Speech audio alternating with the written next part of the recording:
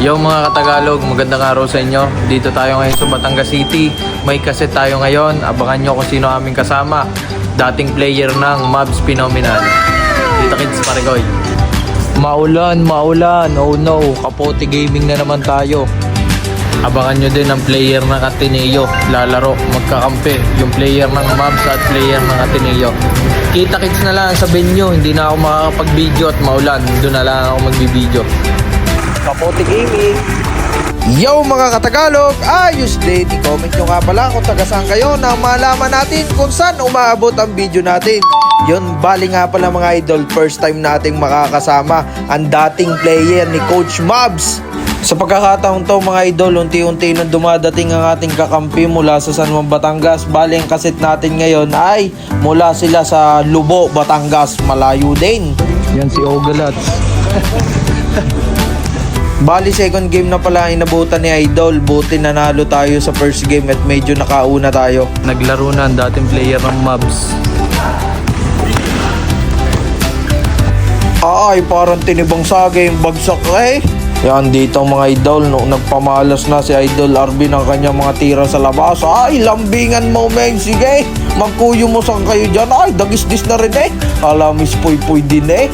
Yun na, dumali si Ogalats. Magandang pasa eh, parang may connection na eh. Parang si Kid Sanchez lang at si Puy Puy Yaktom na. Yan na, ang player natin eh. Ay, matatapon pa sa baway. Sinasabi, dadaga sana dating player ng Mavs. Nanagasa! Ay! Talagang may layo din yun na. Dumagos na, spin the cycle. Parang washing machine.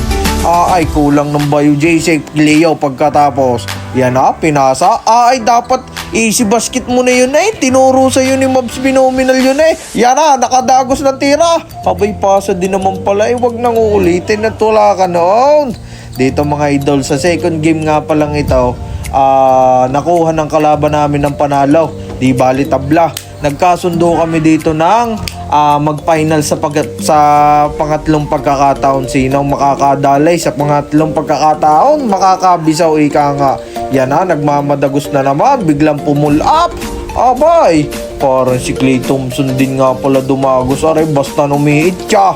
Pak Nate, punit, ang Nate. Yan, halos yan na nangamada. Take over mode na dito si RB Di Castro. Nagmamadagos. Ay, parang talagang nagpiso-piso na eh. Talagang huwag pa open na yung talagang ma-sure ball. Para si Sean Livingston ng NBA. Pataas ng percentage, magaling pa pumasa. Tagalog lang. Sabay dudukutan, napakasipag. Pwedeng isama sa pag-aaraw eh. Kung dinrap mo sa akin, Tagalog, napasarap eh. Yan na, dito mga idol.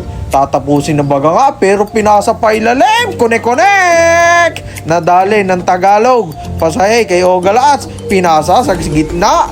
Tagalog! Ay, wari ko yung masakit ng Chadyo na. Nanalo ang mga Ogalats sa pangatlong game. Talagang take over mode si Idol eh. Si Idol RB. Ay, Tagalog! Tagalog. Yo mga katagalog, abangan nyo ang Dayo series pa namin dito sa Batangas City. I-comment nyo kung saan pwede. Anak mang, let's go! Thank you very much. Tagalog ka talaga. Yo mga idol, sigal po na ito. Next time ulit. Ayos din.